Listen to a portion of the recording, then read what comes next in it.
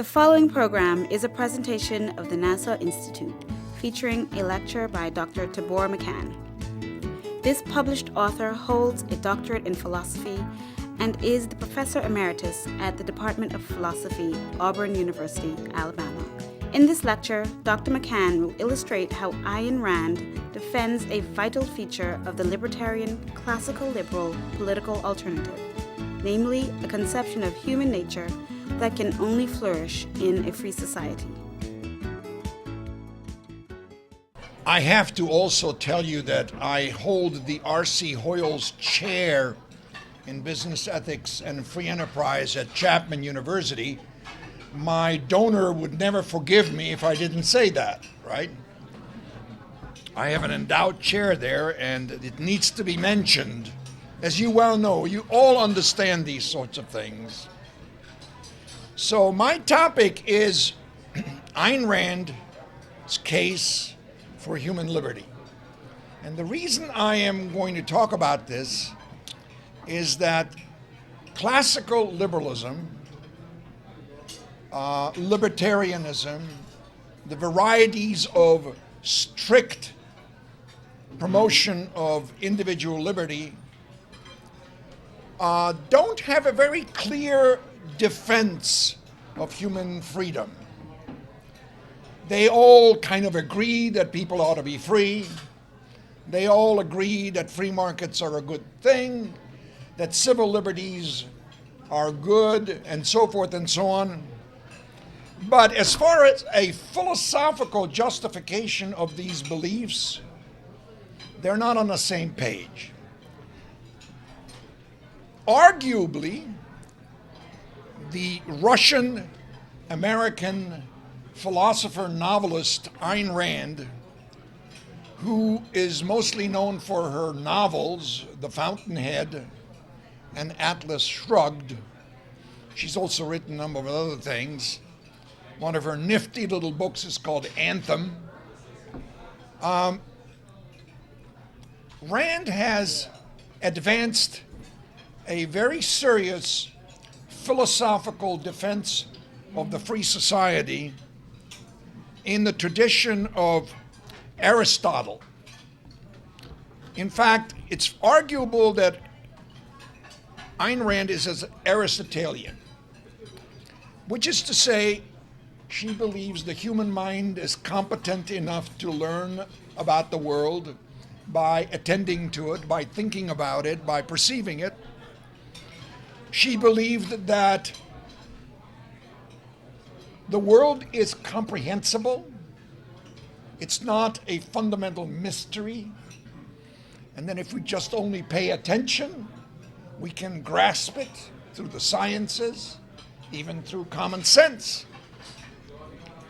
And Rand had laid out this philosophical approach, this neo-Aristotelian approach, over her roughly 50 years of philosophical work.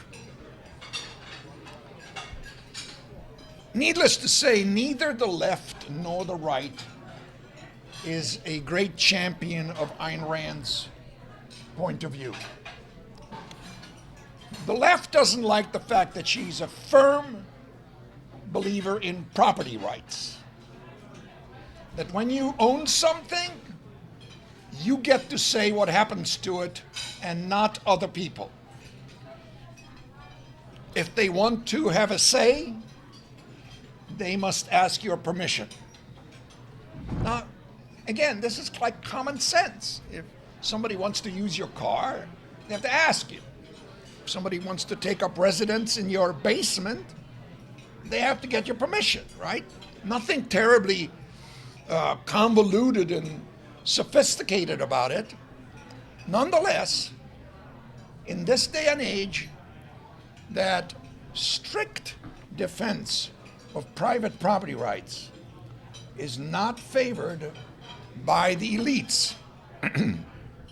I have in mind two professors at New York University, one in the School of Law, Leon Murphy, and the other one in the Department of Philosophy. His name is Thomas Nagel. In 2002, they authored a book called The Myth of Ownership, in which they argued, and this was published by Oxford University Press, not some rinky-dink publisher, right? They argued in this book that all wealth belongs to the country and is to be administered by the government. And you have the permission of the government to make use of some of it. And you know, the date is coming up when that permission is granted, April 15th. Some of it you can use yourself, but most of it belongs to us, the public. Now, if you recognize this point of view by any chance, it's not all that mysterious. It's exactly what communism holds. Communists believe that all property is supposed to belong to the people at large. All property is public property. Not only that, the communists go even further. Since the source of all valuable property is human labor too is owned by the public. You and I are public property. And the East Germans shot people because they didn't believe that. The East Germans, remember when people escaped through the Berlin Wall? Somebody asked the president of East Germany, "Why are you shooting these people?" And his answer was, "Because they are thieves." What are they stealing? Their labor from us, to whom it belongs. This is true rock bottom collectivism. This is tribalism writ large. The tribe, humanity, owns everything. You are only using some of it at the permission of the public. Now, the American system of government, drawing so heavily on the philosophy of John Locke, the British English political philosopher, rejected this idea. Locke's view was that if we own everything in common, we'll experience the tragedy of the commons. In other words, we'll consume everything overnight. There'll be no care given to the property because we're all in a scramble to grab whatever there is so that before everybody else does. So he came up with the idea that once God has bequeathed property to humanity, the institution of private property is the best defense of it. Private property rights makes it possible for people to decide about things carefully. And if they don't, they are the ones usually who experience the consequences, except when Obama steps in. Then it's everybody else. Trouble is that most people who look at political economy from this left-wing point of view tend to think that we should be ruled by certain administrators who will tell us what we may do with our property. And that's why we have all these permits that you have to get when you start a business or when you build something on your property. It's all in that frame of mind, that the government owns it and you need their permission to do anything with it. Now that's the left. The right has its own problems because, and here is where you probably will find some objection to Rand, maybe yourself, because the right tends to believe that the defense of a free society must rest on faith. And according to Rand, this is a mistake because faith is a very loose foundation for anything, which is one of the reasons we have 4,000 religions in the United States. Because they can't get together on what is the truth. They believe everything in faith, and faith is not solid enough to rest firm conclusions on. So neither left nor the right is very sympathetic to the principles of the free society, the principles that are very nicely outlined in the Declaration of Independence. The Declaration of Independence, if you remember, says we hold these truths to be self-evident. All men are created equal and are endowed by their Creator with certain unalienable rights. Amongst these are life, liberty, and a pursuit of happiness. And this is supposed to be a bunch of principles that rest on our humanity, not on the fact that we're tall or short or from Bahamas or the United States or Hungary, but our humanity, which transcends all these regional affiliations.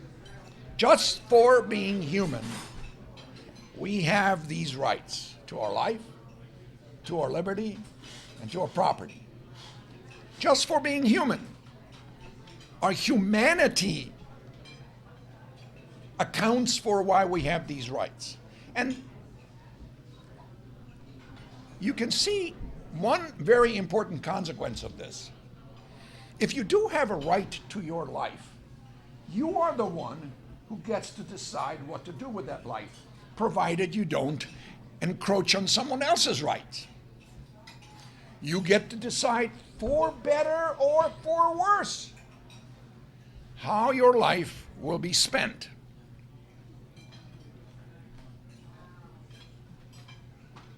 If you have a right to your liberty, you get to decide what career you're going to pursue, who you associate with, what you get to read, what church you will belong to. You get to decide this and not others for you, unless you're a child, in which case your parents get to decide. But once you reach maturity, the matter is up to you. This is the most revolutionary idea in human history. The idea that you own your life, that others don't own that life, that you get to decide what that life is going to be spent on, and that you're going to be judged on the basis of those decisions. You're going to be morally evaluated according to how well you administer your life, how well you use your liberty, how well you choose what will make you happy. If you choose a bunch of nasty drugs, you're free, but you can't dump the results on other people, which unfortunately is what we have now. People have,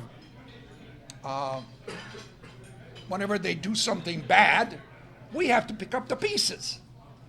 It's almost universal nowadays that nobody gets to suffer for his wrongdoing. And this is one of the reasons that the philosophical foundation that Rand laid down for human liberty is very vital. And her case rests on a not very popular view about the human mind, namely that that mind is free. The doctrine, known to most of us as the doctrine of free will, is not a popular one these days because a lot of people think that science has overruled free will. That's bunk. Science has done no such thing. Science doesn't make decisions about whether there is or is no free will. Science has to discover what there is, analyze it, categorize it, and so on. Scientists do not determine what there is in the world. They study what there is in the world. They're not issuing declarations after they emerge from the laboratory. We have determined there is free will. No, that's not the scientist's job. The scientist's job is to study and discover. Now, where would this freedom lie? Rand is not entirely original in this. In fact, her nemesis in the history of philosophy, Immanuel Kant, kind of agreed with her that the freedom that human beings have, their free will, lies in their minds. Kant had a different take on it. He had to divide the world between the mechanical and the spiritual in order to make room for free will. Rand didn't do that.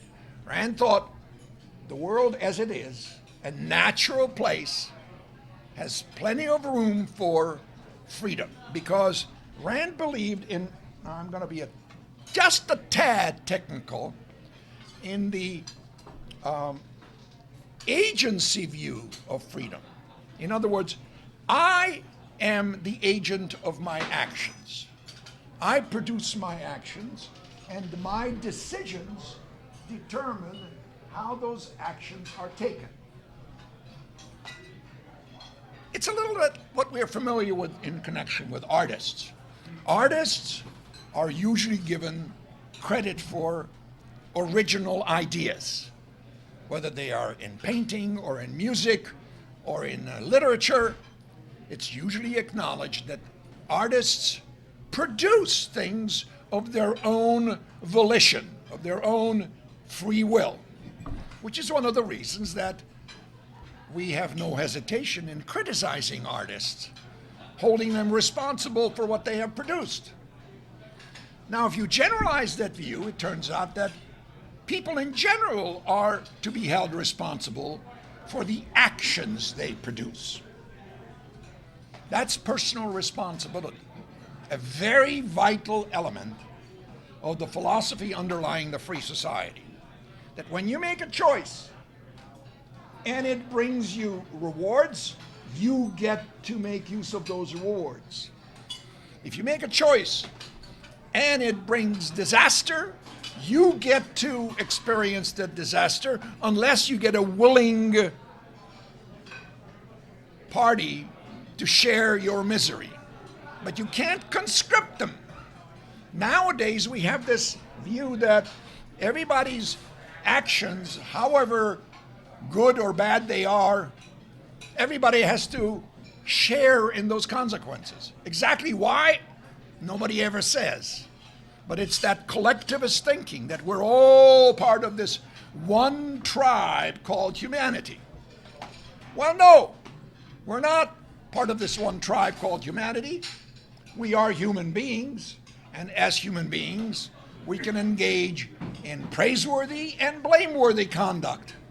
And sometimes others might forgive us our blameworthy conduct, but most of the time they will praise us for our praiseworthy conduct. Well, the free society requires these foundations. Otherwise, the idea that you get to keep the consequences of your productive efforts makes no sense. If you are not instrumental in creating those produce, the things that you produce, if you're not instrumental, then what right do you have to them? But if you are, if your free choices are the substantial source of your wealth, of your fame, of your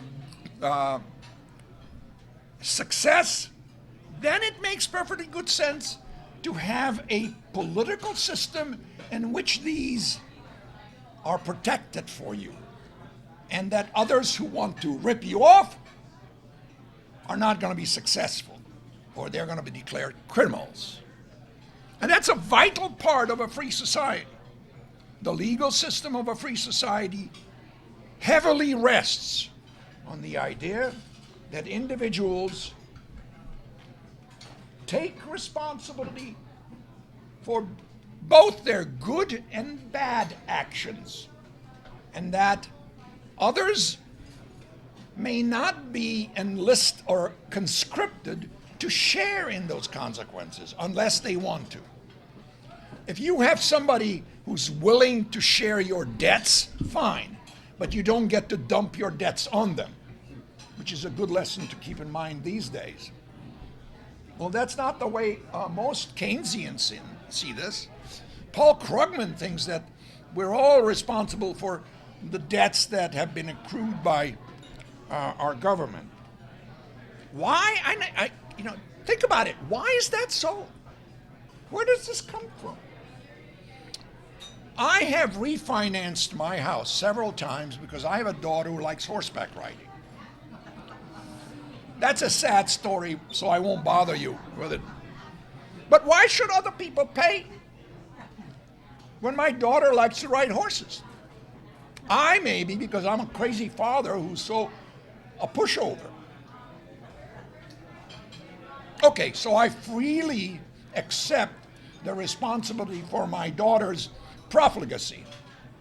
But why should you? Why should the state of California?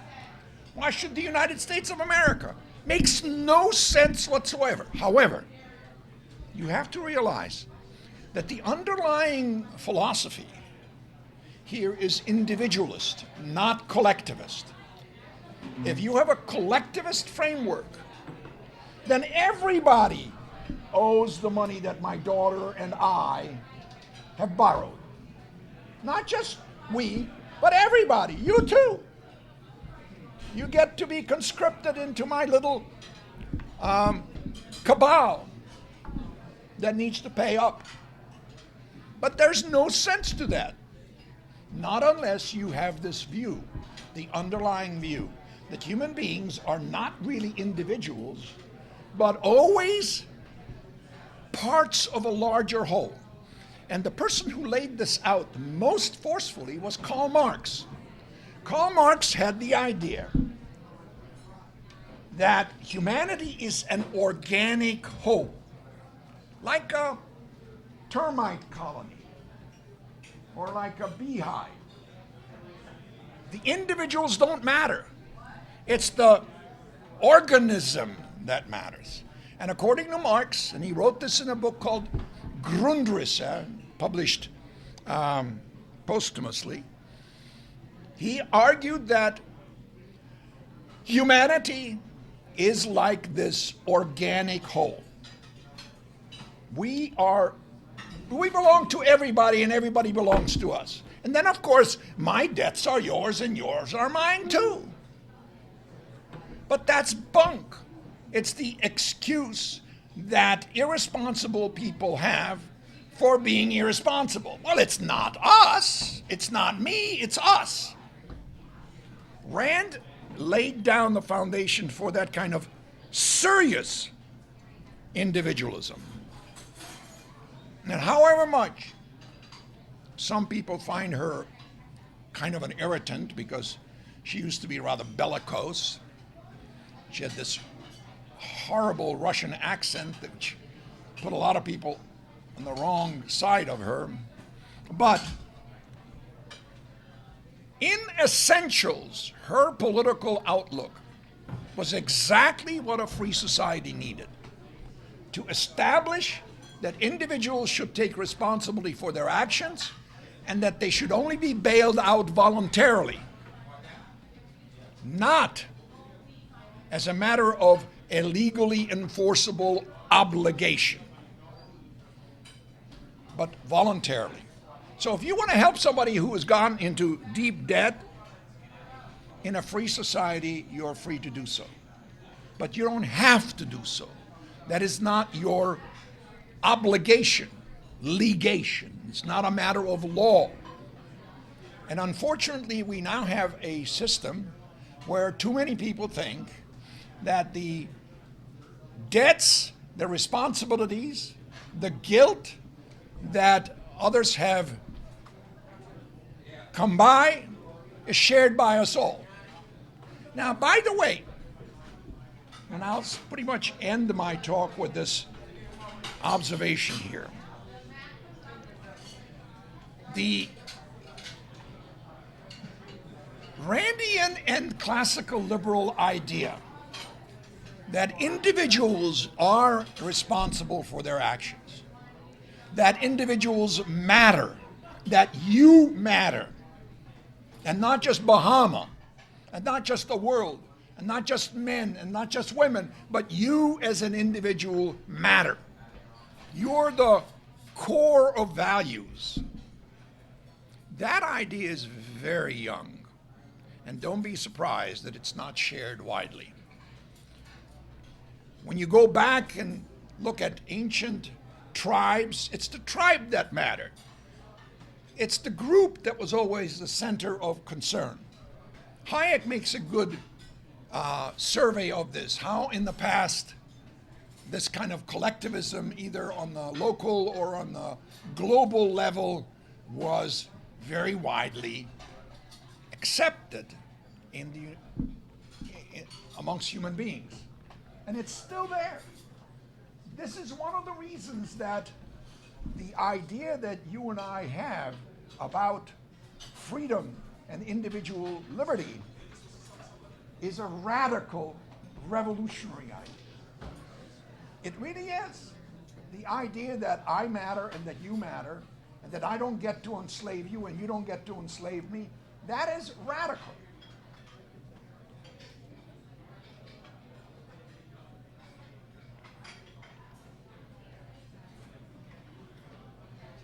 It's novel, too. A lot of people have the old tribal habit.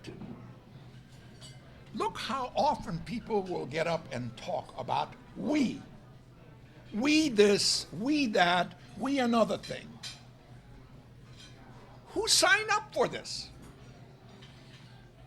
Did you come around and say, I sign up and you can use my name? No. It is a trick. It's a verbal trick to make you forget about your individuality and your value as an individual and your independence as an individual. Indeed, if there is anything that you can say is truly revolutionary about the United States Declaration of Independence, which is basically a political document, not a legal document, but that declaration is revolutionary because it identifies sovereignty with individual human beings and not with states, not with monarchs, not with pharaohs, not with tsars. You are sovereign, and you have granted certain authority to members of the government, like the police or the military, to act in your behalf, but they act with your permission, not on their own. They're not, as you will probably notice, rulers. In many other countries, they call their political leaders rulers. All over the Mideast, the ruler of Dubai, the ruler of Qatar, that's the ruler. What the heck is this ruler? Who appointed them ruling? I mean, they're not like, I know who is my ruler. My dentist is my ruler. But only because I gave him permission to rule me, at least for maybe 30 minutes. And then I take back the authority to rule. You, as individual human beings, have minds that are competent enough to rule yourself, even if sometimes you make mistakes. But other human beings have no claim on wresting your power from you. They're other human beings. On what grounds do they come around and wrest power from you? This is what it's meant in the Declaration, that we're created equal in having rights. We're not created equal in being good-looking or being wealthy or being talented or being intelligent. The only thing we're equal in is having rights. That means we get to do with our lives and our liberties as we choose. And other people must ask our permission to interfere, just like the dentist does. Anyway, so the Randian contribution to the classical liberal, libertarian, political, economic framework is to have secured a case for the fundamental role of liberty in every human being's life. You get to make the judgment that guides you through your life. And as long as you don't step on other people's lives, you can go where you choose to go. And then, of course, you also have to take the consequences. Now, this is very modern. This is not an old notion. The old tribalist notion is obsolete and a good thing. Thank you very much.